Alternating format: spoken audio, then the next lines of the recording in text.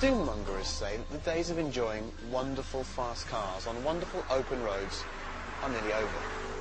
But then you wake up on a wonderful day like today and you find a sublime road like this, and most of all, you get a collection of amazing machinery like this, and you think to yourself, there must be some life in this supercar game yet.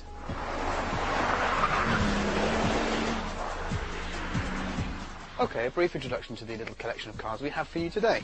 The Bugatti Veyron. 987 horsepower, £837,000. Need we say any more?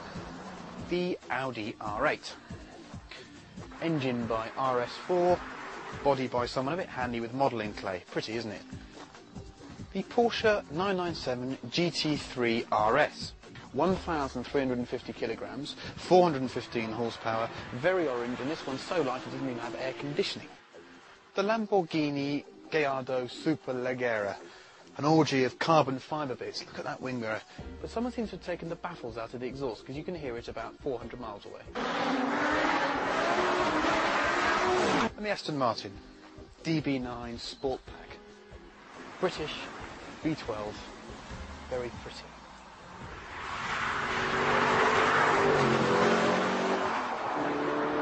The science of engineering is supposed to be full of concrete facts. You do something to something, and something else is bound to happen. So why is it when you take a 415 horsepower Audi RS4 engine, you bolt it into a lighter, smaller coupe body like the R8, it doesn't feel any quicker? I suppose it's because mid-engine cars just do that. They're so competent that you don't feel the extra performance.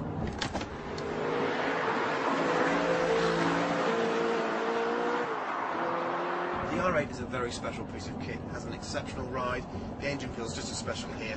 It revs like a complete nutcase, but it has great mechanical refinement and it sounds fantastic. One word of warning for all current 997 owners as well. Don't come looking at the interior of this car, because you will die of jealousy.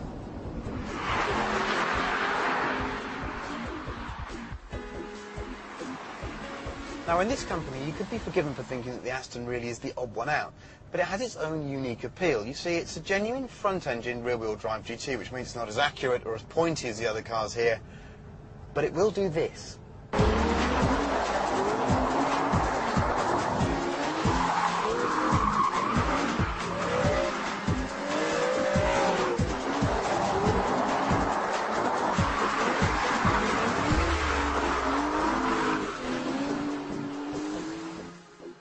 It's an incredibly controllable car, you see. You can drive it on the throttle. In the wet, it's an absolute hoot.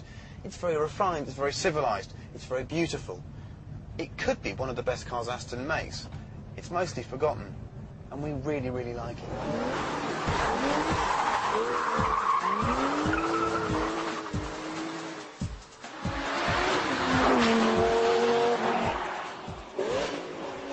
Now, as some of you would have noticed, there are some strong family connections within this group.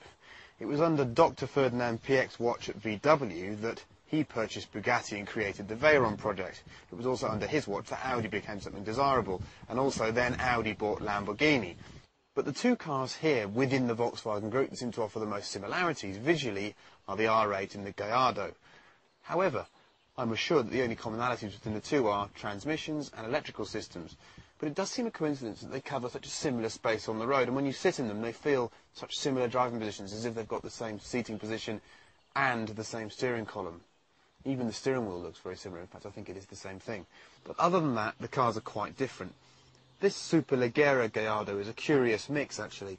The engine sounds fantastic because it's got straight-through exhausts on it. The paddle shift isn't quite so clever, but I find myself questioning the need to have this car over a standard Gallardo. It doesn't seem to feel that much faster. It makes a bit more noise. I think the alloy wheels are questionable as well. I'm not quite sure about all the carbon. In fact, I'd just have a standard Gallardo.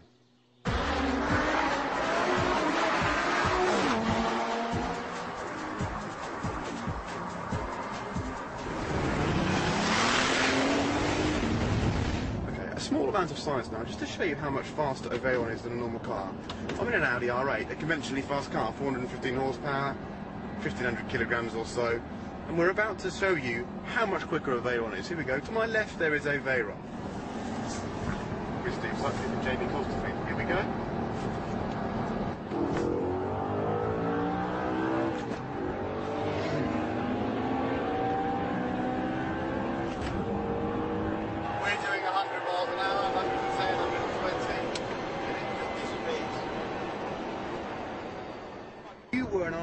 driver out for a blast and you came away from your motorway toll quickly and saw one of those, you'd feel about 4 years old.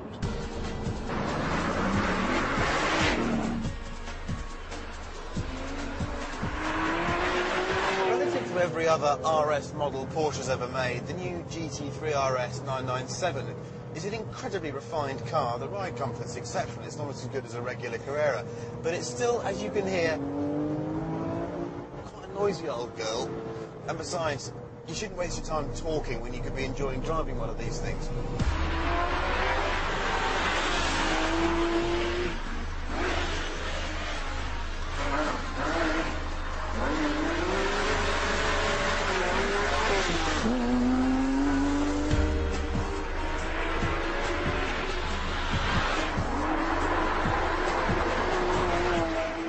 The 911's always been a complicated kind of soul, and this GT3 RS model's no different. You see, on the one hand, it's one of the most focused cars here. It's got cut tyres, a roll cage, bucket seats. However, it's also one of the most usable because it feels so comfortable on the road. It feels like it never stopped working for you. It feels like it would work every single day of the year. This car's got a couple of problems. The first is that it's got no air conditioning, which is a bit of an issue. And I can see no reason for the weight saving at all. I mean, if you're that worried about your lap time around the Nordschleife, learn to drive it fast is what I'd say. But it is a fantastic road and track device. It's just so fast, it's just so competent. The ceramic brakes are a real bonus as well. You can feel the extra ride quality because of the unsprung mass. No, it's a fantastic car, the GT3 RS, a truly fantastic car.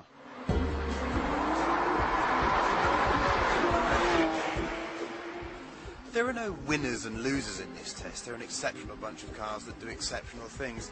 But the Veyron stands above them all, because whereas they all have their small victories in small departments, the Veyron renders all of those slightly irrelevant because it does everything better than every other car. It's faster, it stops better, it goes round corners better. You could accuse it of being a little bit aloof, but so what? It's an engineering achievement. Bugatti set out to create the ultimate supercar, and it has created the ultimate supercar. The Veyron doesn't really do oversteer and understeer, it just goes, it goes round corners, it goes down straights, it stops. It does it in comfort, it does it with, I think, considerable style. It is, I think, the most incredible motor car ever made.